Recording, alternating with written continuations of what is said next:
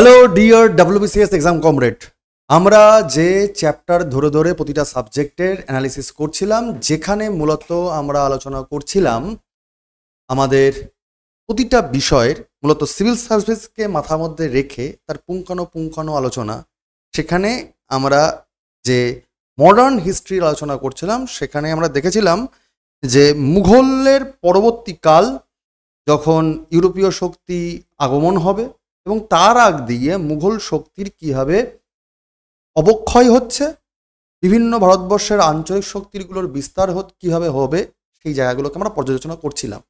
অর্থাৎ আমরা প্রথমেই চলে গেছিলাম ল্যাটার মুঘল পিরিয়ডে, যেখানে মুঘল শক্তির অবক্ষয় হচ্ছে, এবং সেখানে আমরা চর্চা করেছিলাম যে মূলত ঔরঙ্গজেবের পরবর্তীকালে, ঔরঙ্গজেবের মৃত্যুর পরবর্তীকালেই কিন্তু অবক্ষয় ধীরে ধীরে বাড়ে, গোষ্ঠীদ্বন্দ্ব আসে ওই সম্রাটের চেয়ারটাকে পাওয়ার জন্য, এবং এত বিশাল বড় সাম্রাজ্যে নানা রকম গোষ্ঠীদ্বন্দ্বের কারণে কিন্তু ভাইয়ে ভাইয়ে মারপিট সমস্তটা মিলিয়ে এবং জোরদার শাসক না হওয়ার জন্য সবটা মিলিয়ে অবক্ষয় আসছে। এবং সেখানে পড়েছিলাম মূলত 1707 সালে ঔরঙ্গজেবের মৃত্যুর পরবর্তীকালে মুয়াজ্জম বা বাহাদুর শাহ ওয়ান বা প্রথম শাহ আলম তিনি ক্ষমতা পাচ্ছেন। 5 বছরের যেতে না যেতেই তার ছেলে জাহানদার শাহ তিনি আবার ক্ষমতা নিচ্ছেন, এবং তার পরবর্তীকালে দেখা যায় এই জুলফিকার খাঁ বা জাহানদার শাহের যে দুর্দ্বন্দ্ব প্রতাপ, যে রাজকীয় ব্যাপার ছিল, সেইগুলোকে নষ্ট করে দেবে দুইজন ভাতৃদ্বয়, যেটা আগের দিন ক্লাসেই কিন্তু আলোচনা করেছি, সেটা হচ্ছে সৈয়দ ভাতৃদ্বয়। এবং সৈয়দ ভাতৃদ্বয়ের সাহায্য নিয়েই ফারুক শিওর চেয়ারে বসবে মুঘল দরবারে। এই যে গল্পটা আমরা মোটামুটি জেনেছিলাম, এবং মূলত আজকের যে ক্লাস, আজকের যে সেশন, সেখানে আমরা শুরু করব এই ফারুক শিওর থেকে জার্নি, যে ফারুক শিওরের সময়কাল বা তার পরবর্তীকালে কিভাবে ট্রানজিশন আসছে। চলো সেশন শুরু করে দিই। ফারুক শিওর, ফারুক শিওর ভারতবর্ষের মুঘল যে দরবার এবং তৎসংলগ্ন ভারতবর্ষেরও প্রেক্ষাপটে যদি দেখা যায়, আঞ্চলিক শক্তিগুলোর যে বিস্তার, এটাও প্যারালালি শুরু হয়ে যাচ্ছে। একদিকে বাংলার নবাবিয়ানা কিংবা মারাঠি শক্তি কিংবা অযোধ্যা কিংবা পাঞ্জাব অঞ্চল তো আছেই, এবং প্যারালাল ইউনিভার্সে কিন্তু ইউরোপীয় শক্তিগুলো আসছে বা তার চর্চা চলছে। সৈয়দ ভাতৃদ্বয়ের রাজনৈতিক ভূমিকা কি, সেটা কিন্তু আমরা আগের দিনই আলোচনা করে দিয়েছি। আমরা সরাসরি চলে যাব সৈয়দ ভাতৃদ্বয়, পার্টিকুলার ফারুক শিওর এবং ইংরেজদের যে মিলমিশ অবস্থা, এবং সেখান থেকে কি কি ট্রানজিশন আসছে রাজনৈতিক প্রেক্ষাপটে।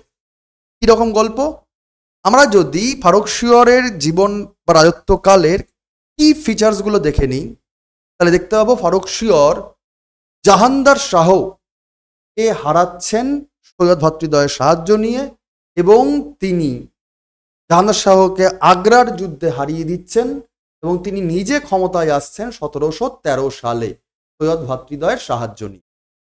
তার পরবর্তীকালে 1713 সালেই এই যে জাহানদার শাহের বলা যেতে পারে এবং কি বলে উজির জুলফিকার খাঁ, যার অ্যাডমিনিস্ট্রেটিভ ভূমিকা আগের দিনের ক্লাসে আমরা আলোচনা করেছি, তাকে হত্যা করে দিচ্ছে সৈয়দ ভাতৃদ্বয়, যাতে নিজেরা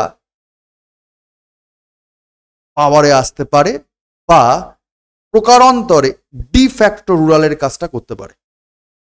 তার পরবর্তীকালে যদি ইম্পর্টেন্ট আমরা ইভেন্টস দেখে নিই, ফারুক শিওরের রাজত্বকালেই কিন্তু 1717 সালে ফারুক শিওর ইংরেজদের জন্য, মূলত ব্রিটিশ ইস্ট ইন্ডিয়া কোম্পানির জন্য ট্রেডিং পারপাসে ফরমান জারি করছে, এবং 1719 সালে পরবর্তীকালে এই সৈয়দ ভাতৃদ্বয় যাদের সাহায্য নিয়ে ফারুক শিওর মুঘল দরবারে মুঘল সম্রাট হলেন, তাদের মারফতে তিনি আবার হত্যা হচ্ছেন।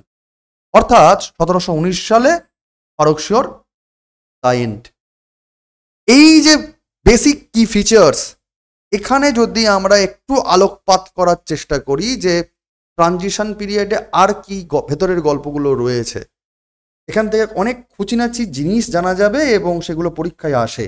মূলত সিভিল সার্ভিসের জন্য খুবই ইম্পর্টেন্ট পার্ট এটা, এই জন্যই পুঙ্খানুপুঙ্খ বিস্তৃত আলোচনা করা দরকার। তার কি দেখতে পাবো, Farrukhsiyar defeated his brother Jahandar Shah at Agra 1713। এটা ব্রাদার হবে না, এটা বরং তার জেঠু একরকম ভাবে। 1713 সাল।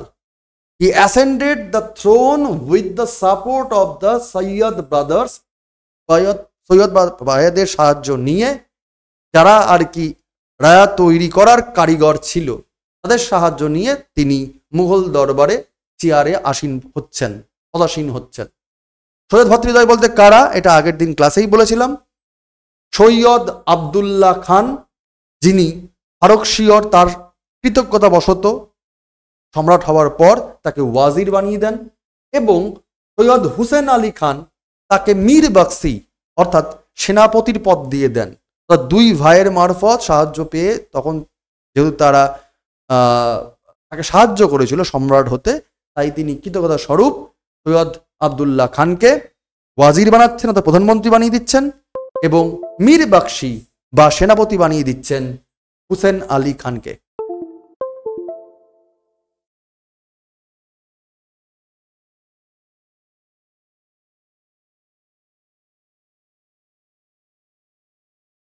তো আমরা এই যে জিনিসটা জানলাম এবং পরবর্তীতে দেখতে পেলাম যে সৈয়দ ভ্রাতৃদ্বয় কিন্তু জুলফিকার খাঁ, যিনি জাহানদার শাহের আমলের প্রধানমন্ত্রী ছিলেন বা ওয়াজির ছিলেন, তাকে হত্যা করছে, এবং তার পরবর্তীকালের মুঘল দরবারের সমস্ত পলিটিক্স প্রকারান্তরে ডিফ্যাক্টো রুরালের মতো করে তারাই সামলানোর চেষ্টা করছেন, বা তাদের যথেষ্ট রাজনৈতিক ভূমিকা ভারতবর্ষে সেই মুঘল আমলে চলে আসছে। The Syed brothers tried to make piece with the Marathas. Syed ভ্রাতৃদ্বয় দীর্ঘদিন ধরে মুঘলদের সঙ্গে মারাঠাদের যে দ্বন্দ্ব, সেই দ্বন্দ্ব থামাতে চাইছিল, না হলে মুঘলের যে কর্তৃত্ব সেটা থাকবে না। মুঘলদের সঙ্গে শান্তি বজায় রাখার জন্য তারা চেষ্টা করছিল। The Jats, the Rajput were also successful in the suppressing the Sikh revolt.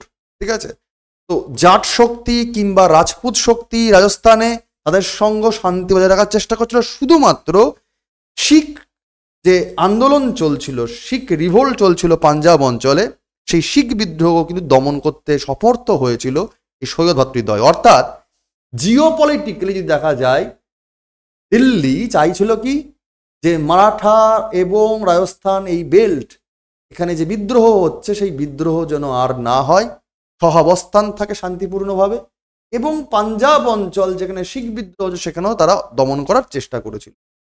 It was during this time that Banda Bahadur, the Sikh leader, was executed. ফারুকশিওরের আমলেই বা সৈয়দ ভ্রাতৃদ্বয়ের রাজত্বকালেই বলা যেতে পারে, শিখ নেতা বান্দা বাহাদুর তার হত্যা হচ্ছে এবং শিখদের দমন করা যাচ্ছে।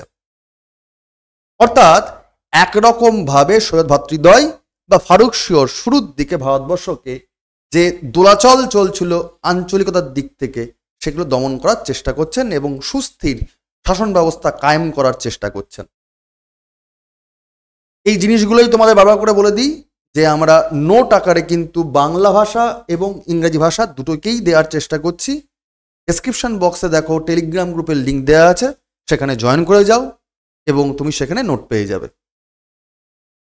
এছাড়া কি গল্প, ইন 1717 সাল, সেই সময় ফারুকশিওরের ফরমান জারি হচ্ছে। Farrukhsiyar granted many trading privileges to the East India Company, বেশ কিছু সুযোগ সুবিধা পাইয়ে দিচ্ছে ইস্ট ইন্ডিয়া কোম্পানিকে, and also exempted customs duties for its trading through Bengal, বাংলায় ব্যবসা করার জন্য বিনা শুল্কে বাণিজ্য করতে পারবে তার ছাড়পত্র দিয়ে দিচ্ছে। The Syed brothers completely did away with jizya and also abolished pilgrimage tax at the number of places. যারা ধার্মিক লোকজন তাদের জন্য যে তীর্থযাত্রার জন্য যে ট্যাক্স নেওয়া হতো, সেই ট্যাক্স বন্ধ করে দিচ্ছে সৈয়দ ভ্রাতৃদ্বয়, এবং জিজিয়া করও কিন্তু বন্ধ করে দিচ্ছে। অর্থাৎ দেশে নাগরিকদের আস্থা পাওয়ার চেষ্টা করছে। তার কারণ ঔরঙ্গজেব পাওয়ারফুল শাসক ছিল ঠিকই, তার অত্যাচারটা যথেষ্ট ছিল, তার বিরুদ্ধে যথেষ্ট ক্ষোভ ছিল। উপরন্তু শিবাজি উত্তরোত্তর কালে মারাঠা শক্তির যে আস্ফালন, তার মাধ্যমে যারা অমুসলিম সম্প্রদায় তারাও কিন্তু বিরক্ত ছিল ঔরঙ্গজেবের শাসন ব্যবস্থার ওপর। পরবর্তীকালে ঔরঙ্গজেবের যারা বংশধর শাসক ছিল, প্রথম বাহাদুর শাহ বা শাহ আলম যাকে বলছি, যাকে মুয়াজ্জম যার আসল নাম, পরবর্তীকালে জাহানদার শাহ, এরা যখন সিট নিয়ে অদল বদল চলছে, ঠিকঠাক করে চেয়ার আসছে না, তখন এই আঞ্চলিক বিক্ষোভগুলো ধীরে ধীরে বাড়ছিল। সেখান থেকেই ফারুক শিয়রের আমলে সৈয়দ ভ্রাতৃদ্বয় সমস্ত দিক দিয়েই কিন্তু শান্তপূর্ণভাবে একটা সাম্রাজ্য প্রতিষ্ঠা করার চেষ্টা করছিল। Due to overwhelming powers of the Syed brothers, Syed ভ্রাতৃদ্বয়ের ক্ষমতা এতটাই বেড়ে গেছিল, differences grew between Farrukhsiyar and the Syed brothers. অর্থাৎ সৈয়দ ভ্রাতৃদ্বয়ের ক্ষমতা এতটাই বেড়ে যাচ্ছে যে মূল সম্রাট আর প্রধানমন্ত্রী সেনাপতির পার্থক্য করা যাচ্ছে না। সম্রাটের আসলে নমিনাল এক্সিকিউটিভ তিনি হয়ে যাচ্ছেন, রিয়েল এক্সিকিউটিভ বা ডিফ্যাক্টো রুলার হয়ে যাচ্ছে সৈয়দ ভ্রাতৃদ্বয়। তারা মানে সৈয়দ ভ্রাতৃদ্বয় যা বলে তাই হবে একরকম, তাদের কর্তৃত্ব সারা ভারতবর্ষের বিভিন্ন রাজনৈতিক প্রেক্ষাপটে এতটাই বেড়ে যাচ্ছে। The empire plotted thrice against the brothers but failed to overpower them. ঠিক আছে, যদি পুরো সাম্রাজ্যটাকে তিনটে ভাগে ভাগ করে দিয়ে সহাবস্থান করার চেষ্টা করে, যাতে ঠিকঠাকভাবে সাম্রাজ্যকে মেনটেন করা যায়। In the year 1719, the Soyad brothers forged an alliance with Balaji Vishwanath, Marathi ruler, and with the help of Maratha troops, the Soyad brothers killed Faruk Shior. মারাঠাদের সাহায্য নিয়ে শেষমেশ কিন্তু সৈয়দ ভ্রাতৃদ্বয় তারা হত্যা করছে ফারুক শিয়রকে। ফারুক শিয়রের জীবনের গল্প যদি ছোট্ট করে দেখা যায়, তথ্যগুলো এইটুকু। আমরা যদি ফারুক শিয়রের এই ফরমান, যেটাকে নিয়ে খুব বলছি, যেখান থেকে ভারতবর্ষের মূল রাজনৈতিক ক্ষমতা ধীরে ধীরে ধীরে ধীরে ইস্ট ইন্ডিয়া কোম্পানি নিজের দিকে টেনে নেবে, তার বলা যেতে পারে সূত্রপাত বা কি পয়েন্ট এই ফারুক শিয়রের ফরমান। ফারুক শিয়রের ফরমানে কি হয়েছিল এমন, এবং এখান থেকে প্রত্যেকবার ডেপথে কোশ্চেন দেয়। যদি তুমি পরবর্তীকালে ডেসক্রিপটিভ আকারে কোশ্চেন এসেই যায়, তাহলে সেই জায়গাগুলো কিন্তু কোন কোন পয়েন্টগুলো মাথার মধ্যে রাখবো, কিভাবে অ্যানালিসিস করব, জায়গাগুলো কিন্তু খুবই গুরুত্বপূর্ণ। আমি প্রথম থেকেই সিভিল সার্ভিসের জন্য যা যা ডিরেক্টলি ডেপথে বলা যায় সেইগুলোই বলছি, তার কারণ WBCS মিনস WBCS। আমরা এখন ফারুক শিয়রের ফরমানটা একটু পর্যবেক্ষণ করার চেষ্টা করব। The English East India Company received benefits under Faruk শিয়র's ফরমান। 1717 সালে যে ফারুক শিয়র ফরমান জারি করেছিল, তার মারফত ব্রিটিশ ইস্ট ইন্ডিয়া কোম্পানি বেশ কিছু সুবিধা প্রাপ্ত হয়েছিল, including tax free, monopoly, commerce, একচেটিয়া ব্যবসা করতে পারবে, সেটাও আবার কোনো রকম শুল্ক ছাড়া। Particularly in the Mughal Suba of Bengal, Bihar and Orissa. অর্থাৎ বাংলা, বিহার, উড়িষ্যার যে সুবেদারি ছিল, এই অঞ্চলে কোনো রকম শুল্ক লাগবে না, বিশেষ করে এই রিজিয়ানটা। ভারতবর্ষের ম্যাপ তোমরা সকলেই জানো, পার্টিকুলার এই বাংলা, বিহার, উড়িষ্যার যে বিশাল বড় অংশ, যেখানে সোনাই মোড়া জিওগ্রাফি রয়েছে, উৎপাদন বেশি রয়েছে, প্রোডাকশন রয়েছে, সেটাই আবার রিশাফেল করে সেখানে আবার বিক্রিবাট্টা করে দেওয়ার জন্য যে জায়গা, বিশাল বড় মার্কেট রয়েছে, এই জায়গাটাকে চুজ করে নিচ্ছে ব্রিটিশ ইস্ট ইন্ডিয়া কোম্পানি, এবং তারা এখানে বাণিজ্য করবে একচেটিয়াভাবে, কিন্তু কোনো শুল্ক দেবে না। এত বড় সুবিধা পেয়ে গেছিল।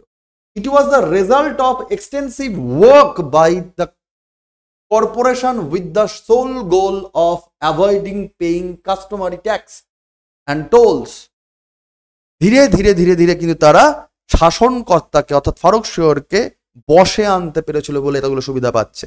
কি হবে sir? Many farm employees also worked as a private traders, and they made an early effort to get the Mughals approval to engage duty-free business. এর আগেও বহুবার চেষ্টা করেছিল বিনা শুল্কে সঞ্চয় করার জন্য, কিন্তু তারা সফল হতে পারেনি। পরে ফিক্সড ইয়ারলি পেমেন্ট, যাকে পেসকাশ বলা হয়, এই পেসকাশের মাধ্যমে তারা চেষ্টা করতো বছরে একবার করে শুল্ক দিয়ে বাণিজ্য করার, পুরোপুরি সফল হতে পারেনি বিনা শুল্কে বাণিজ্য করার জন্য। The firm was spared from paying traditional road fees, রাহাদারি বলা হতো। তথ্যগুলোকে মনে রাখবে, আমি কিন্তু তথ্যগুলোকে খুচখাচ করে দিয়ে দিচ্ছি। তখনকার দিনেও টোল ট্যাক্স ছিল, যে রাস্তা দিয়ে মুঘল সম্রাটরা রাস্তা বানিয়ে দিত, সেখান দিয়ে যখন বাণিজ্য হতে যেত তখন তাদের টোল ট্যাক্স দিত, তাকে বলা হতো রাহাদারি। In the province of Agra, Awadh and surrounding areas by the imperial farman of Shahjahan, শাহজাহানের যে ফরমান ছিল 1650 সালে, এই আগ্রা বা তার আশপাশের যে অঞ্চল আউধ এলাকা, সেই সব এলাকা দিয়ে যদি বাণিজ্য করতে হয় তাহলে পরিষ্কারভাবে কিন্তু এই রাহাদারি বা টোল ট্যাক্স দেওয়ার গল্প ছিল। অর্থাৎ ধীরে ধীরে শাহজাহানের আমল থেকে ফারুক শিয়রের আমলে এসে শেষমেশ ব্রিটিশ ইস্ট ইন্ডিয়া কোম্পানি এত বড় সুবিধা পেল। কি হয়েছিল স্যার গল্পটা হচ্ছে এরকম ভাবে যে পার্টিকুলারলি সারমান এম্বাসি, ইংরেজদের বেশ কিছু দল তারা আসছে ফারুক শিয়রের কাছে। কারা কারা স্যার এসছিল এই দলে? সারমান এম্বাসিতে কারা স্যার এসছিল মূলত? সেই দলের প্রধান যিনি ছিলেন তিনি হচ্ছেন জন সারমান, যার নামেই সারমান এম্বাসি বলা হয়, জন সারমান। এছাড়া কে ছিলেন? আর্মেনিয়ান একজন খাজা ছিলেন সারহাদ, যিনি দোভাষীর কাজ করতেন, ব্রিটিশদের সঙ্গে মুঘলদের দোভাষীর কাজটা করতেন একজন আর্মেনীয় বণিক খাজা সাহেব সারহাদ। এছাড়া ছিলেন এডওয়ার্ড স্টিফেনসন, আর ছিলেন, ইনি সচিব ছিলেন, আরেকজন ছিলেন ডক্টর হ্যামিল্টন, ফিজিশিয়ান। আসলে ইংরেজদের যে খবর ছিল দীর্ঘদিন ধরে ফারুক শিয়র রোগগ্রস্ত ছিল, পেটের সমস্যায় বহুদিন ধরে তিনি ভুগছেন, তার অবস্থা খুব খারাপ যাচ্ছে। তাদের দলে একজন ডাক্তারকে রেখেছিলেন, ডাক্তার ছিল ডক্টর হ্যামিল্টন, এডওয়ার্ড স্টিভেনসন ছিল সেক্রেটারি, জন সারমান তো ছিলেন চিফ হিসাবে, এছাড়াও একজন ইন্টারপ্রেটার ছিলেন, এনার নাম অনেকে খেয়াল রাখা, সারহাদ, তিনি আর্মেনীয় ব্যক্তি। এদের গ্রুপটা যাচ্ছে কোথায়? ফারুক শিয়রের কাছে। The initial attempts of the delegation to achieve its objective of securing the confirmation of all privileges had to enjoyed by the company throughout the empire failed. চেষ্টা করছিল 1715 সালে মূলত তারা গেছিল ফারুক শিয়রের দরবারে। তখন প্রচন্ড পরিমাণে ফারুক শিয়র অসুস্থ, ভুগছেন। হ্যামিল্টনের চিকিৎসা নিয়ে 2 বছর পর তিনি সম্পূর্ণ সুস্থ হয়ে যান। ডক্টর হ্যামিল্টন যখন তাকে সম্পূর্ণ কিওর করতে পারছেন, সুস্থ করতে পারছেন, তখন মুঘল সম্রাট ফারুক শিয়র যার পর নয় খুশি হয়ে যাচ্ছেন। খুশি হয়ে পুরোপুরি তিনি একদম দস্তাবেজ করে অর্ডার দিচ্ছেন, তাকে ফরমান বলা হচ্ছে। তিনি বলছেন তাদের যে দাবি দাবা ছিল বিনা শুল্কে বাণিজ্য করতে পারবে, এই দাবি দাওয়াটা তিনি মঞ্জুর করে দিচ্ছেন। তিনি কমপ্লিটলি বলছেন বাংলা, বোম্বে এবং মাদ্রাস, এই 3খানা প্রেসিডেন্সি অঞ্চলে সম্পূর্ণভাবে বাণিজ্য করার সুবিধা দেওয়া হবে, এবং যেখানে বেশি করে সুযোগ দেওয়া হচ্ছে বাংলা অঞ্চলে। আমরা জানি পরবর্তীকালেই কিন্তু এই বাংলায় তখন প্যারালালি নবাবী আনা চলছে, কারণ ঔরঙ্গজেবের একজন ভালো অ্যাডমিনিস্ট্রেটর ছিলেন, রেভিনিউ কালেক্টর ছিলেন, তিনি হচ্ছেন মুর্শিদ কুলি খাঁ। এবং সেই সময়তেই 1717 সালে যখন আমরা বাংলা নবাবী আনার শক্তির উত্থান পড়ব, তখন দেখতে পাবো এই বছরই কিন্তু 1717 সালে পার্টিকুলারলি মুর্শিদ কুলি খাঁ তিনি একদিকে রেভিনিউ কালেকশন, আরেকদিকে অ্যাডমিনিস্ট্রেশন দুটো পেয়ে গিয়ে তিনি হয়ে গেছিলেন বাংলার নবাব। মনসবদার এবং জায়গিরদার সমস্ত কিছু তিনি পেয়ে গিয়ে, সুবেদারি গিয়ে পেয়ে গিয়ে তিনি হয়ে গেছিলেন সে বাংলার নবাব বলে একটা নতুন পদ তৈরি করা হয়েছিল। তো তিনি বাংলাতে নতুন করে অনেকগুলো রিফর্ম আনছিলেন, প্রচুর পরিমাণে রেভিনিউ আসছিল। বাংলা, বিহার, উড়িষ্যা পুরোটাই দেখতেন কিন্তু অনেকখানি অংশেই বাংলার নবাব মুর্শিদ কুলি খাঁ। এবং এই জোনে যে ব্যাপক ব্যবসার যে সম্ভাবনা রয়েছে সেটা ইংরেজরাও ভালো বুঝতে পেরেছিল, এবং সেই নিরিখে এই অঞ্চলটাকে শুধুমাত্র বাংলা নয়, যেখানে যেখানে পরবর্তীকালে মূল প্রেসিডেন্সি করেছিল ইংরেজরা, বোম্বে, মাদ্রাস সব জায়গাতেই কিন্তু বিশাল ছাড় দিয়ে দিল এই ফারুক শহরের ফরমান। কতখানি কি বলবো কি পয়েন্টিং জায়গা এই ফারুক শহরের ফরমান 1717 সাল, বুঝতেই পারছো। এ নাম্বার অফ হাসাব আল হুকুম, দ্যাট মিনস যে যে ফরমান জারি করা হচ্ছে সেখানে যে যে হুকুমগুলো জারি করেছে সম্রাট, তাকে বলা হতো কি হাসাব আল হুকুম, অর্থাৎ instructions covering all the demands of submitted by the embassy. এই সারমান এম্বাসি অর্থাৎ ব্রিটিশ ইস্ট ইন্ডিয়া কোম্পানির যে দল, তারা যে যে আবেদনগুলো চিঠিতে লিখেছিল, যে যে পয়েন্টগুলোর ওপর, সেই সমস্ত কি পয়েন্ট, সেই সমস্ত যেগুলোতে কি করেছিল ইনস্ট্রাকশন দিয়ে দিয়ে ছাড় দিয়ে দিয়েছিল যে ঠিক আছে হোক হোক করো, মানে এতটাই খুশি হয়েছে তার চিকিৎসার জন্য। were also issued under the seal of Prime Minister Syed Abdullah খান, এবং ওয়াজির সৈয়দ আবদুল্লাহ খানও কিন্তু ছাড় দিয়ে দিচ্ছে, তার কারণ তারা সহাবস্থান চাইছে। এইখানটা কিন্তু কোথাও না কোথাও চালে গোলমাল করে ফেলছে সৈয়দ আবদুল্লাহ খান নিজেও, ঠিক আছে। একই নোট বাংলা এবং ইংরেজি রাখা আছে, আমি আগেই বলেছি। আর যদি দেখা যায় এই পার্টিকুলার যে ফারুক শহরের ফরমান, সেখানে কি কি জিনিস ছিল, তোমাদের পরীক্ষাতে বলতেই পারে নিজের কোন স্টেটমেন্ট ঠিকঠাক নয় বা কোনটি ছিল না কোনটি ছিল, তা ডেপথে পড়া খুব জরুরি, পয়েন্ট পয়েন্ট করে। ফারুক শহরের ফরমান 1717 সালে যে চালু হয়েছিল, সেখানে মূলত বাংলা সুবাকে কেন্দ্র করে যে যে অর্ডারগুলো দেয়া ছিল, যে সুবিধাগুলো পেল ইস্ট ইন্ডিয়া কোম্পানি, সেগুলো ছিল এটাই, that all the goods and necessaries carried by the agents of the English company either by land or water would be free of custom duties on payment of the yearly পেশকাস of ₹3000। বার্ষিক 3000 টাকার বিনিময়ে পেশকাশির মাধ্যমে সারা বছর ধরে English company অর্থাৎ British East India কোম্পানির যারা এজেন্টরা, যারা বণিকরা, তারা যে যে দ্রব্যগুলোকে বা প্রয়োজনীয় বিষয়বস্তুগুলোকে তারা পরিবহন করবে, হয় বিক্রিবাট্টার জন্য বা কাঁচামাল নিয়ে যাওয়ার জন্য, হোয়াট এভার, সমস্ত বিষয় কিন্তু শুল্ক ফ্রি, কোনো রকম কাস্টম ট্যাক্স লাগবে না, বাণিজ্য শুল্ক সম্পূর্ণ free. If the goods of the company B stolen, যদি কোম্পানির যে দ্রব্য যদি চুরি হয়ে যায়, every measures should be taken to recover the lost goods and punish the thief.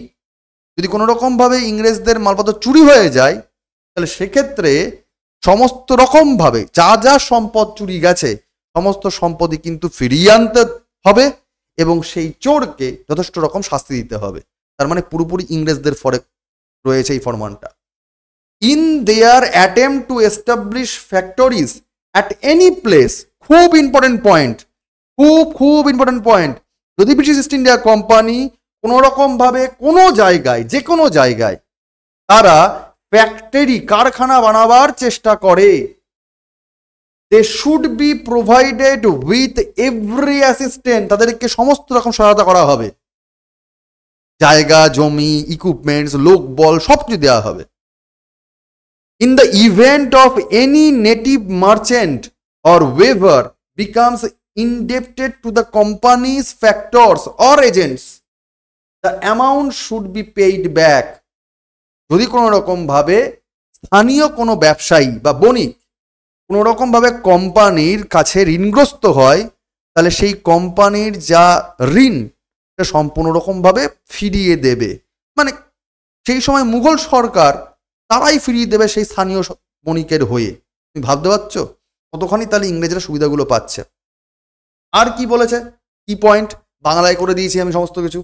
আর কি বলেছে, measure should be taken so that the boats owned or hired by them are not molested by any one. ইংরেজরা যে যে জাহাজগুলোকে ব্যবহার করবে সে কোনো রকম ভাবে সেগুলোকে কিন্তু ধ্বংস করা যাবে না, কারোর দ্বারা ধ্বংস করা যাবে না, কোনো রকম ভাবে নষ্ট করা যাবে না। That the villages bought by the company remain in their possession and the Diwan of the Suba shall accord permission for the renting of some adjoining village।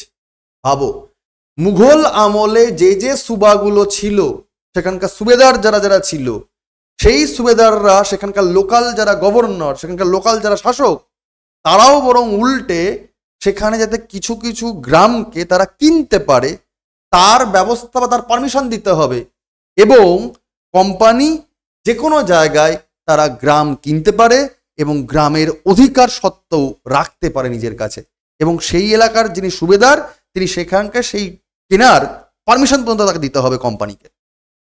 If the silver coins minted at Madras be as good as the one coined in the port of Surat, no discount should be demanded of them. রূপোর যে কয়েনগুলো ছিল, রূপার যে মুদ্রা যেগুলো মাদ্রাসে তৈরি হতো, সেইগুলো ওই সুরাট বন্দরে ব্যবহারযোগ্য এবং কোনো রকম ভাবে সেগুলোর জন্য কোনো ছাড় দেওয়া যাবে না। In case a servant of the company being debtor wants to escape, he be seized and handed over to the chief of the factory. যদি কোনো কোম্পানির দেশীয় কোনো ভৃত্য রাখে, অর্থাৎ কর্মচারীকে নিয়োগ করে, ধরো সেই সময় ইস্ট ইন্ডিয়া কোম্পানি ফ্যাক্টরি বানাচ্ছে আর ভারতবর্ষের কোনো নাগরিক, ভারতবর্ষের কোনো দেশীয় লোক তিনি সেই ফ্যাক্টরিতে কাজকর্ম করছেন শ্রমিক হিসাবে, এবং সেই কর্মচারী তিনি শ্রমিক, যদি কোনো ফ্যাক্টরি কোনো কিছু যদি চুরি করে সেই চুরির জিনিসপত্রগুলোকে কিন্তু ফেরত দিতে হবে, এবং সেই চোরকেও কোম্পানি বা ফ্যাক্টরির যিনি চিফ তার হাতে ধরিয়ে দিতে হবে, অর্থাৎ কোম্পানির কোনো রকম যেন ক্ষতি না হয়। If the company's goods are lost in the shipwrecks, special care should be taken of the belonging of the company. যদি কোনো রকম ভাবে কোনো দ্রব্য বা সম্পদ কোম্পানির কোনো রকম যদি জাহাজ ডুবির কাণ্ড হয়, সমস্ত রকম ক্ষতি যা হয়েছে তার জন্য যথেষ্ট রকমভাবে টেক কেয়ার করতে হবে কোম্পানির হয়ে। তুমি বুঝতে পারছো এই যে কন্ডিশনসগুলো দেওয়া হয়, যারা ল পড়ো বা যারা পড়ছো, যারা পাশ করে তারা বুঝতে পারছো, আমরা লয়ের ভাষাকে বলে হয় ব্রিজ অফ কন্ট্রাক্টস, অর্থাৎ এই যে শর্তগুলো ইস্ট ইন্ডিয়া কোম্পানি দিচ্ছে তাতে মঞ্জুরও করছে কিন্তু মুঘল এম্পায়ার, অর্থাৎ প্রমিসার আর প্রমিসি, অর্থাৎ পার্টিকুলার যারা ব্রিটিশ ইস্ট ইন্ডিয়া কোম্পানি এবং মুঘল এম্পায়ার এদের মধ্যে কিন্তু কোনো রকম যে যে যে চুক্তি হচ্ছে তার কোনো রকম গরমিল নেই, সম্পূর্ণভাবে সেটাকে মঞ্জুর করে দেওয়া হচ্ছে। স্বাভাবিকভাবেই ব্রিটিশ ইস্ট ইন্ডিয়া কোম্পানির প্রচুর কিন্তু সুবিধা হচ্ছে এতে ব্যবসা করার জন্য।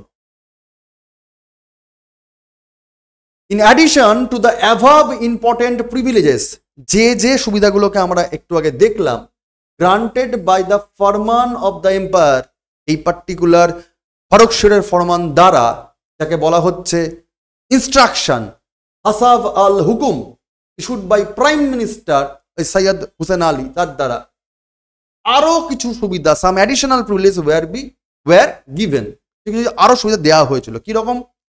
Issuing of dastak by the chief of the factory, যিনি কারখানা বা ফ্যাক্টরির যিনি মাতব্বর, যিনি চিফ, তিনি নিজের দস্তক ব্যবহার করার পারমিশন পাবেন, মানে স্ট্যাম্প দিতে পারবেন। যেমন বিভিন্ন কোম্পানির জানো একটা স্ট্যাম্প পেপার থাকে, তারা নিজেরা নিজেদের দস্তক জারি করতে পারবেন।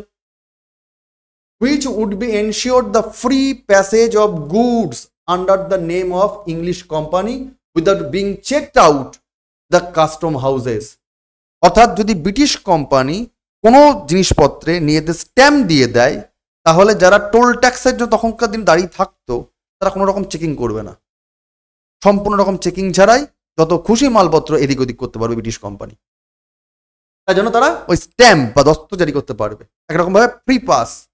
The coining of the company's gold and silver in the Murshidabad mint may be allowed for 3 days a week if it was not against the interest of the Nawab. মুর্শিদাবাদের যিনি নবাব তার যদি কোনো রকম সমস্যা না থাকে, এখানে একটু প্যাচ মেরে দেওয়া আছে, if it is not against the interest of নবাব, মুর্শিদাবাদে যদি কোনো নবাবের কোনো যদি সমস্যা না হয় তাহলে সপ্তাহে 3 দিন, খুব ইম্পর্টেন্ট, সপ্তাহে 3 দিন, 7 দিনের মধ্যে তো একদিন ছুটি থাকে, সপ্তাহে 3 দিন সেই ট্যাক্সালকে ব্যবহার করা যাবে মুর্শিদাবাদের, এবং সেখানে কোম্পানি সোনা এবং রূপোর কাজকর্ম করতে পারে। পাওয়া যায় যেখানে মানে কি বলবো, রেভিনিউ কালেক্ট হচ্ছে, মূল নিজেদের যে ট্যাক্সাল সেখানে পর্যন্ত পারমিশন দিচ্ছে এই ইস্ট ইন্ডিয়া কোম্পানিকে। The possession of the villages with the জমিনদারি rights in and around Calcutta along with the permission of the farming some other villages, petitions for should be allowed with the permission of the Diwan of the Suba। Kolkata শহরের আশপাশ দিয়ে বেশ কিছু জায়গা, সেখানে তারা নিজেদের কিন্তু গ্রামগুলোকে কিনতে পারবে বা জমিদারি অধিকার সত্ত্ব নিতে পারবে। তোমরা জানো সাবর্ণ রায়চৌধুরী যে ইতিহাসের জন্য সত্য উদাহরণ করার জন্য লড়াই করছেন, তাকেই দেখা যায় যদি 1690 সালে বলা হয় চিরাচরিতভাবে জবচার্ণ কলকাতা শহর প্রতিষ্ঠা করেছিল। আসলে তা নয়, কলকাতা শহরে তারা বাণিজ্য করার পারমিশন পেয়েছিল 1690 সালে। যদি তাই না হতো, 1690 ভাবো, আর তার বহু বছর পর 1717 সাল এখানে পারমিশন দেওয়া হয়েছে যে তারা জমিদারি কিনতে পারবে। মানে তখন আস্তে আস্তে জায়গিরদারি পাচ্ছে। তার আগে কিন্তু ওখানে জায়গার ওপর তারা পারমিশন পেত শুধু ট্যাক্স পে করে বাণিজ্য করার জন্য, শহর বানাবার জন্য তাদের কিন্তু কোনো ভূমিকা নেই। আগাগোড়াই কিন্তু কলকাতা শহর অনেকটাই এনরিচ ছিল, জমিদারি জায়গা ছিলই আগে। অর্থাৎ দেখতেই পাচ্ছ অ্যাডিশনাল বেশ কিছু সুযোগ সুবিধা পাওয়ার জন্য কিন্তু আরও কতগুলো পাওয়ার ব্রিটিশ ইস্ট ইন্ডিয়া কোম্পানিকে একরকমভাবে দিয়ে দেওয়া হয়। শুধুমাত্র অর্থকরী বা অর্থনীতির দিক থেকে লাভবান তারা নয়, রাজনৈতিক দিক থেকেও বা একরকমভাবে মাতব্বর হওয়ার জন্য, এই যে কোনো রকম চেক করা যাবে না তাদের জিনিসপত্র, তাদের শিলমোহর থাকলেই হয়ে গেল, ট্যাক্সালকে ব্যবহার করতে দিতে হবে, জমিদারি সত্ত্ব তারা নিতে পারবে। তো সেখানে অ্যাডমিনিস্ট্রেটিভ যে পারফরমেন্স পরবর্তীতে তারা যে করতে পারছে, গেটওয়ে তো হয়ে যাচ্ছে। এই জন্যই তাকে বলা হয় Magna কার্টা of the East India বলা হয়। ফারুকশিয়রের এই ফরমানকে তো এমনি এমনি করে বলা হয় না, এই জন্যই স্যার বলা হয় Magna কার্টা of east India. Magna কার্টা of east India বলা হয় এই কারণে, ব্রিটিশ ইস্ট ইন্ডিয়া কোম্পানি ফারুকশিয়রের ফরমানকে এই কারণে বলা হয়। ঠিক যেহেতু মুর্শিদাবাদের এই ট্যাক্সালকে, বাংলার নবাবের ট্যাক্সালকে সপ্তাহে 3 দিন ব্যবহার করার সুযোগ দিচ্ছে, নবাবের তো অসুবিধা হবেই। তোমার ঘরে ঢুকে তোমার বাড়ির আলমারি যেখানে তোমার সম্পদ রাখো, তুমি দৈনন্দিন জীবনযাপন করে ভবিষ্যতের জন্য, সেখানে বাইরের একটা লোক আসছে, ধরো তোমার বাড়িতে কেউ ধূপকাঠি বিক্রি করতে আসে, সে এসে পারমিশন পাচ্ছে তোমার বাবার, এবং তোমার আলমারিতে গিয়ে সে তার জিনিসপত্র রাখছে, বার করছে, তোমার নিজের ভালো লাগবে? তোমার প্রাইভেসি থাকবে? অস্বস্তি হবে না? ব্যাপারটা তুমি ভাবো। সেই সময় বাংলার নবাব তার ট্যাক্সালকে ব্যবহার করতে পারছে ফারুকশিয়রের ফরমান দ্বারা, এই ব্রিটিশ ইস্ট ইন্ডিয়া কোম্পানি। কতখানি অস্বস্তিকর ব্যাপার স্যাপার। বাংলার যিনি যোগ্য শাসক ছিলেন এই মুর্শিদ কুলি খান, তিনি স্বাভাবিকভাবেই ইংরেজদের ওপর বীতশ্রদ্ধ হবেন, ঠিক আছে, এবং যাতে এই ইস্ট ইন্ডিয়া কোম্পানি গ্রামের জমিদারি সত্ত্ব না পায়, যাতে তারা এখানে সত্ত্ব কিনতে না পারে, প্রায় 38খানা গ্রামের সত্ত্ব নেওয়ার চেষ্টা করছিল মুর্শিদ কুলি খান, কিন্তু সেটাকে আটকাবার চেষ্টা করেছিল, এবং পরবর্তীকালে ট্যাক্সাল ব্যবহার করার অনুমতি পেয়েছিল ঠিকই, তারও বিরোধিতা করেছিলেন মুর্শিদ কুলি খান, ঠিক আছে। অর্থাৎ যদি আমরা এই ফারুকশিয়রের ফরমানকে অ্যানালিসিস করি, তাহলে কি কি স্যার জিনিস দেখতে পাবো? এক, ট্রেড কনসেশন পেয়ে গেল ব্রিটিশ ইস্ট ইন্ডিয়া কোম্পানি, বাণিজ্য ছাড় পেয়ে গেল, ট্যাক্স ফ্রি বাণিজ্য করতে তারা পাচ্ছে, এবং একচেটিয়া ব্যবসা করতে পারছে। অর্থাৎ ওই অঞ্চলে অন্য কোনো শক্তি কিন্তু ব্যবসা বাণিজ্য করতে পারবে না, শুধুমাত্র মনোপলি বিজনেস করতে পারবে তারা। অন্যদিকে রেভিনিউ ড্রেন হচ্ছে, যেখানে ফারুকশিয়রের দরবারে আরো রেভিনিউ জেনারেট হওয়া দরকার ছিল, বরং যদি ট্যাক্স ফ্রি করে দেওয়া হয়, ট্রেড ফ্রি দেওয়া হয়, ট্রেড কনসেনসেশন দেওয়া হয়, তাহলে তো আজকে মুঘল দরবারে টাকা তো যাবেই না আঞ্চলিকভাবে, বরং উল্টে ড্রেনেজ হয়ে যাবে, বেরিয়ে যাবে। ফিক্সড পেশকাশি, বার্ষিক 3000 টাকার বিনিময়ে তারা আশা করতে পারবে। অর্থাৎ বছরে বছরে টাকার যেমন অবমূল্যায়ন কিংবা মুদ্রাস্ফীতি হয়, যাকে আমরা ইনফ্লেশন ডিফ্লেশন বলি, সেই অনুযায়ী বাজার দর তো হেরদের করে।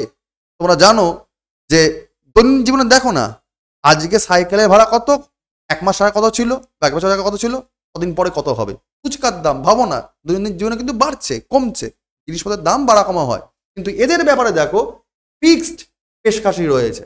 বছরে বার্ষিক 3,000 টাকা দিলেই বাণিজ্য শুল্ক ব্যবসা করতে পারবে। আনরেজড পেমেন্টস, কোনো রকম টাকা জোগাড় করার কোনো ব্যাপার স্যাপার আসছে না।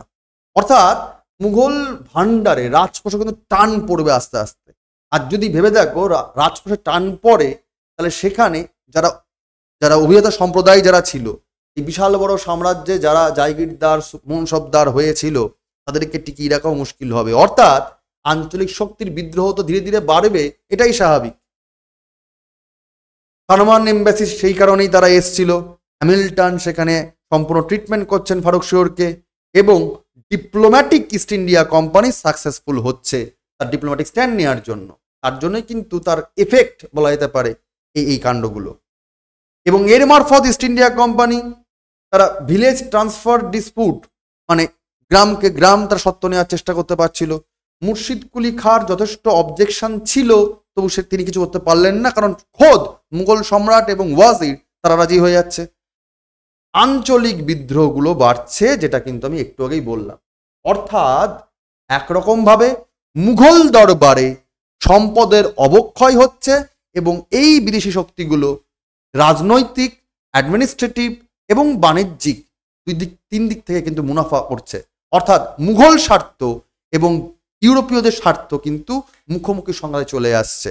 মুঘল স্বার্থের কিন্তু অবক্ষয় হচ্ছে, ইউরোপীয় শক্তি বা বিশেষ করে ব্রিটিশ শক্তির কিন্তু ক্ষমতার উদ্গমন হচ্ছে, আপরাইজিং হচ্ছে। এটা আমরা বলতে পারি ফারুক শিওরের এই ফরমানের রেজাল্ট থেকে। অর্থাৎ ফারুক শিওর বা তার পরবর্তীকালে যে কাণ্ডগুলো করলো, এই মাঝখানে খুব দারুণ কিছু কাজকর্ম করলো না। তার রাজনৈতিক চিন্তাভাবনা কতখানি ভুল, শুধুমাত্র শিখ বিদ্রোহের নেতা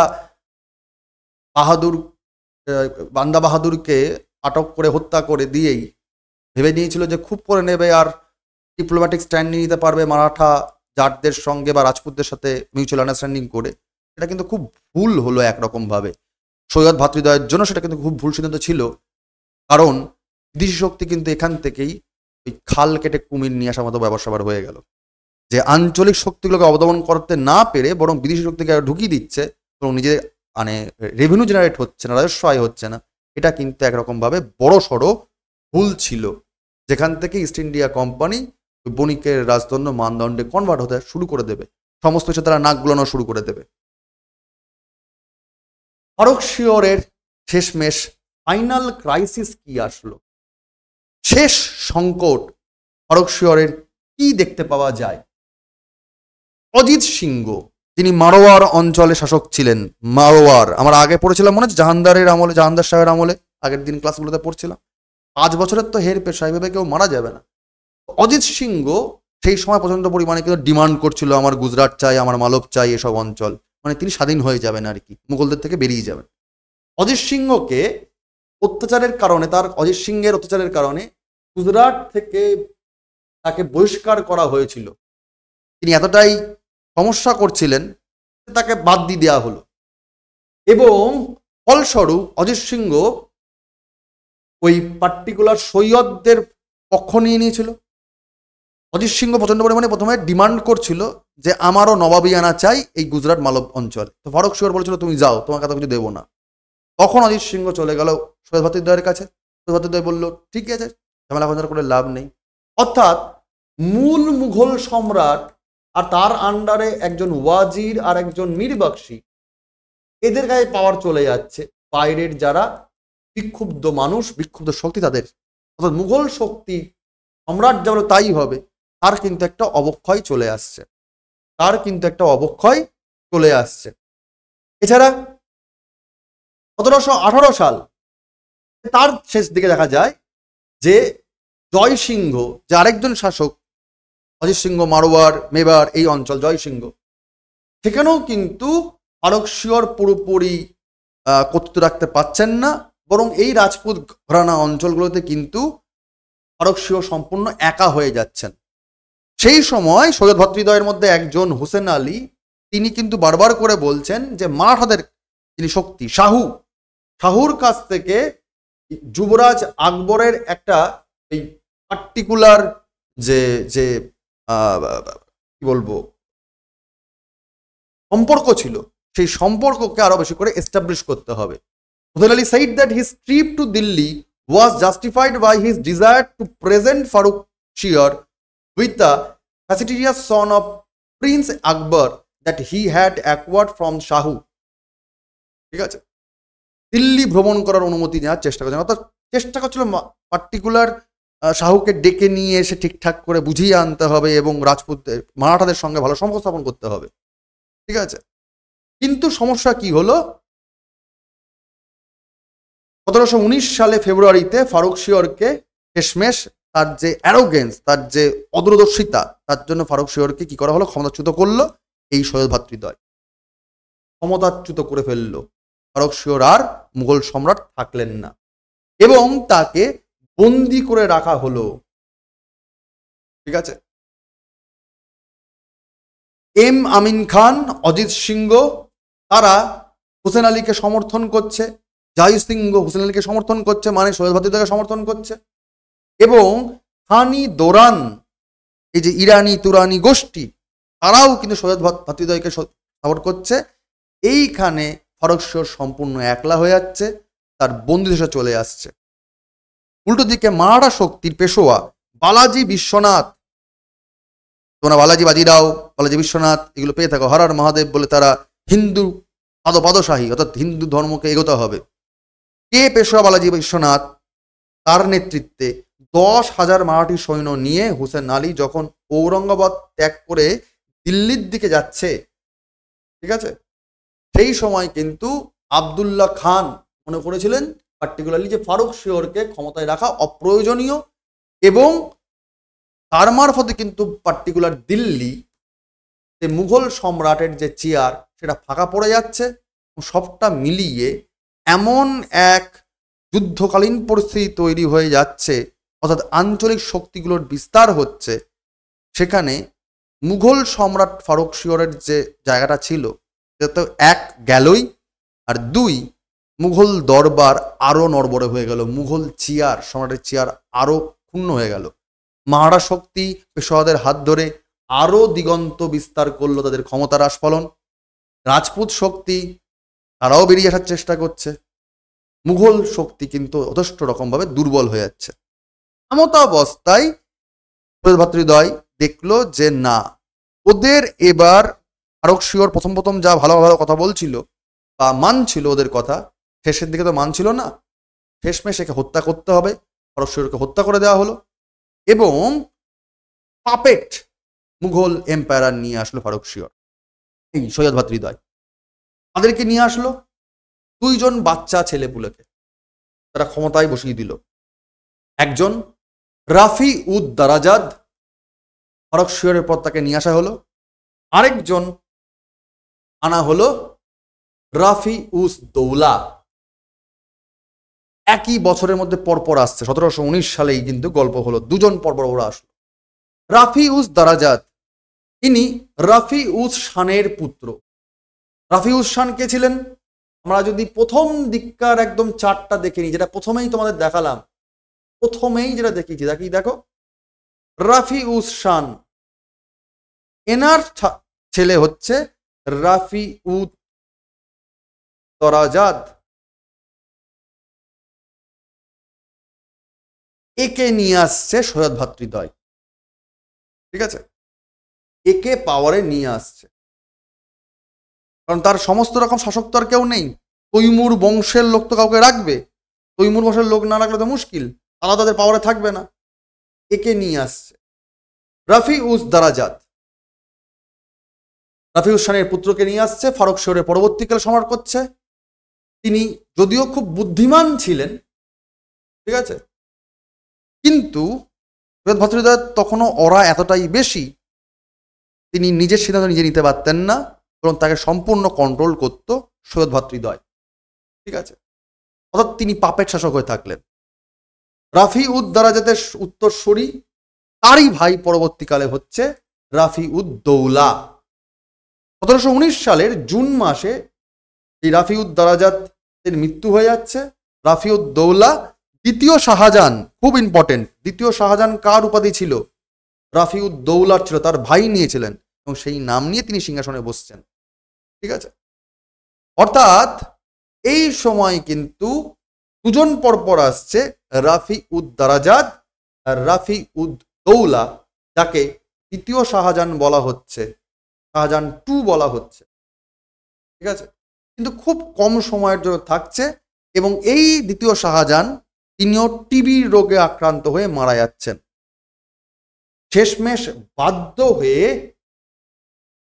হয়ে সৈয়দ ভ্রাতৃদ্বয় আরেকজনকে নিয়ে আসছেন পাপেট করার জন্য মুঘল দরবারে।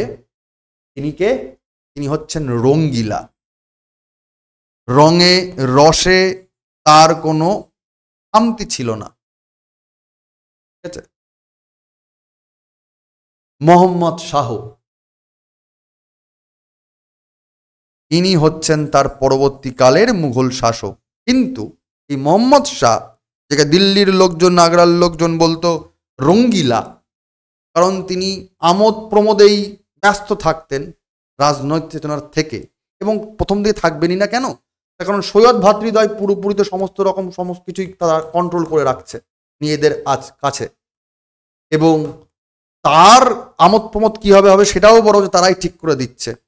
মানে সৈয়দ ভ্রাতৃদ্বয় তখনও পর্যন্ত ডি ফ্যাক্টর রুলার ছিল। ঠিক আছে, এই সুযোগে দীর্ঘদিন থাকার পরে কিন্তু এই মোহাম্মদ শাহের দম বন্ধ হয়ে যাচ্ছে এই দুই ভাইয়ের মাতব্বরির চোটে, এবং তিনি হায়দ্রাবাদের নিজামকে ডেকে নিয়ে আসছেন এবং তিনি তাকে ওয়াজির বানিয়ে এই দুই ভাইকে আবার সরিয়ে দিচ্ছেন। কিন্তু ট্রানজিশন আসছে, এই সময়তেই দিল্লির দরবার তো একেবারেই অবক্ষুণ্ণ হয়ে গেছে, আঞ্চলিক শক্তির বিস্তার হয়ে গেছে। সেগুলো আমরা আরেক ডিটেলে পড়বো যখন এক একটা আঙ্গিকে পড়বো, বাংলা, মারাঠা, সমস্ত কিছু বাংলায় পড়বো। ইউরোপীয় শক্তিগুলো ঢুকে পড়ছে, আগেই দেখলাম। এই ফাঁকেই যখন একরকমভাবে সিভিল ওয়ার চলছে, দেশের শাসক যখন প্রকৃত অর্থেই দুর্বল, সেটা যখন পরিষ্কার হয়ে যাচ্ছে, ন্যাকেড ট্রু হয়ে যাচ্ছে, এই সময় দুটো আক্রমণ চলে আসবে। এক, নাদির শাহের আক্রমণ, পারস্যের সম্রাট, আর দুই, আফগানিস্তানের শাসক আহমেদ শাহ আবদালি অ্যাটাক করবে এবং ভারতবর্ষের যে অর্থনৈতিক ক্ষতি যা হবে এবং দিল্লির মানে মুঘল দরবারের শক্তির যে কতখানি দুর্বল তারও প্রকটিত হবে। আর এই প্রকট শক্তি যখন আরো বেশি করে প্রকট হচ্ছে, তখন কিন্তু ইস্ট ইন্ডিয়া কোম্পানি আরো মাথাচাড়া দিয়ে উঠে এদেরকে কেড়ে ধরবে আর কি। আঞ্চলিক শক্তিগুলো আস্তে আস্তে অবদমিত হয়ে যাবে ব্রিটিশ শক্তির ওই ডিভাইড অ্যান্ড রুল পলিসির জন্য। তো আমরা পরের দিনকে মোহাম্মদ শাহ তার আমলে কিভাবে নাদির শাহ বা আহমদ শাহ আবদালি অ্যাটাক করছে, তার আমলের গল্প, তার উত্তরসূরিরা কিভাবে আরো পাপেট হয়ে যাওয়া শুরু করছে ইংরেজদের কাছে, এইগুলোকে পড়ব। আঞ্চলিক শক্তিগুলোর বিকাশ একের পর এক অধ্যায়তে বা ক্লাসে আমরা নানা রকম অ্যাঙ্গেল থেকে আলোচনা করব। আজকের ক্লাসের যদি জিস্ট দেখা যায় তাহলে কি মনে রাখতে হবে, প্রথম থেকে একবার ফটাফট দেখে নিই জিস্ট কি কি। আজকের কাছে জিস্ট হচ্ছে, ঔরঙ্গজেবের পরে এসছিল শাহ আলম ওয়ান, তারপরে আসছে জাহানদার শাহ, তার ওয়াজির ছিলেন জুলফিকার খাঁ, তিনি জাহানদার শাহকে সরিয়ে দিচ্ছেন আজিমুস খানের ছেলে ফারুক শিয়র, দুই ভাই সৈয়দ ভ্রাতৃদ্বয়ের সাহায্য নিয়ে। ফারুক শিয়র চেয়ারে বসছে, ফারুক শিয়র চেয়ারে বসেই সৈয়দ ভ্রাতৃদ্বয়ের সাহায্য নিয়ে তারা বেশ কিছু কাণ্ড কারখানা করছেন, যেখানে রাজপুতদেরকে মারাঠাদের সঙ্গে বাজারদের সঙ্গে বন্ধুত্বপূর্ণ স্থাপন করার চেষ্টা করছিল শুরুর দিকে, এবং শিখদের দমন করে চলেছিল। তারপরেই ব্রিটিশ শক্তি আসছে, ফারুক শিয়র ফরমান জারি করছে এবং বড় রকম ভাবে ভারতবর্ষের মুঘল দরবারে রেভিনিউয়ের ক্ষতি হচ্ছে এবং ব্রিটিশদের জন্য সেটা ম্যাগনা কার্টা হিসাবে রূপান্তরিত হচ্ছে। সারমান এম্বাসি, যেসব ইংরেজ লোকজন তারা এসছিল তাদের দাবি দাওয়া নিয়ে, তারা কে আমরা আগেই পড়লাম, সেটা হচ্ছে এক, জন সারমান একজন, তারপরে কাকে পড়েছি, ডক্টর হ্যামিল্টন, তারপরে কে পড়েছি, এডওয়ার্ড স্টিফেনসন, আরেকজন ছিলেন তার নাম কি, দোভাষীর কাজ করেছিলেন, আর্মেনিয়ান একজন দোভাষী ছিলেন, সারহাদ। 2 বছর লেগে গেল এই ফরমান জারি করতে বা তাদেরকে বুঝিয়ে নিতে। 1717 সালে শেষমেশ জারি হলো ফরমান। ম্যাগনা কার্টা পেয়ে গেল ব্রিটিশ ইস্ট ইন্ডিয়া কোম্পানি, এবং তারপরেই আঞ্চলিক শক্তিগুলো কিন্তু মাথাচাড়া দিয়ে উঠছে। অজিত সিং, জয় সিং মাথাচাড়া দিয়ে উঠছে। শেষমেশ সৈয়দ ভ্রাতৃদ্বয় ফরশ্বরকে সরিয়ে দিচ্ছে, এবং তার পরবর্তীকালে রাফিউজ খানের 2 ছেলেকে তারা চেয়ারে আনছেন তৈমুর বংশশাসক হিসাবে, একজন রাফিউজ দারাজাত, আরেকজন রাফিউদ দৌলা। এবং এই রাফিউদ দৌলাই দ্বিতীয় শাহজাহান উপাধি নিয়ে সিংহাসনে বসছেন, বাট তিনি যক্ষা বা টিবি রোগে আক্রান্ত হয়ে ওই বছরই খুব স্বল্প কয়ের জন্য ছিলেন, বেশিদিন টিকে থাকতে পারছেন না, এবং শেষমেশ আসছেন রঙ্গিলা বা মোহাম্মদ শাহ। আজকের ক্লাস আমাদের এই অবধি থাকলো। পরের দিন আরো ডিটেল আলোচনা করব। ক্লাসগুলো কিন্তু ভালো করে করতে থাকো এবং মন দিয়ে পড়তে থাকো। Best of luck. Thank you.